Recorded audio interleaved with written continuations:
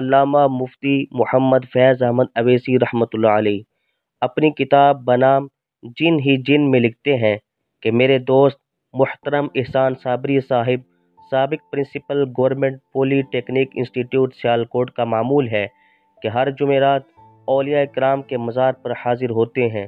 انہوں نے بتایا کہ میں ایک شام سیالکوٹ کی معروف علمی اور روحانی شخصیت حضرت مولانا عبدالحکیم سیالکوٹی رحمۃ اللہ علیہ کے مقبرے پر حاضر ہوا تو دیکھا وہاں ایک افغانی طرز کا پٹھان نہایت خوش الحانی سے قرآن پاک کی تلاوت کر رہا ہے۔ کافی دیر بعد وہ جب خاموش ہوئے تو میں نے سوال کیا، آپ کون ہیں؟ انہوں نے بتایا کہ میرا نام عبد الرحمن ہے اور میں کابل کا رہنے والا ہوں۔ میں نے پوچھا، آپ کی عمر کتنی ہے؟ انہوں نے بلا توقف ارشاد فرمایا، 950 سال۔ مجھے یقین نہ آیا اور میں نے کہا کہ کیا آپ تلاوت قرآن پاک کے بعد بھی جھوٹ بولتے ہیں؟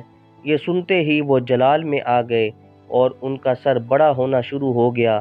میں سمجھ گیا کہ یہ انسان نہیں ہے، جن ہے، اور وہ فرمانے لگے کہ میرے والد کا نام عبداللہ ہے اور وہ ضعیف العمر ہیں۔ انہوں نے رسول اللہ صلی اللہ علیہ وآلہ وسلم کا عہد مبارک دیکھا اور آپ کے دست مبارک پر بیعت کر کے صحابیت کا مرتبہ پایا ہوا ہے۔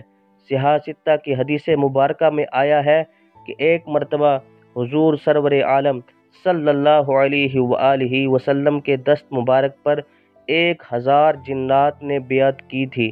انسانوں میں اس حدیث کے راوی حضرت عبداللہ بن مسعود رضی اللہ تعالی عنہ ہیں اور جنات میں میرے اس حدیث کے راوی میرے والد عبداللہ رضی اللہ تعالی عنہ ہیں۔ ان میں سے اب تک 997 جنات وفات پا چکے ہیں جبکہ 3 ابھی زندہ ہیں۔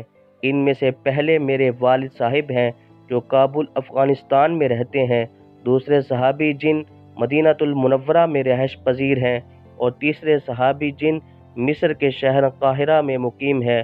خود میں نے 8 سے 4 صدیاں پہلے مولانا عبدالحکیم سیالکوٹی رحمۃ اللہ علیہ سے باقاعدہ طور پر علم دین حاصل کیا ہوا ہے۔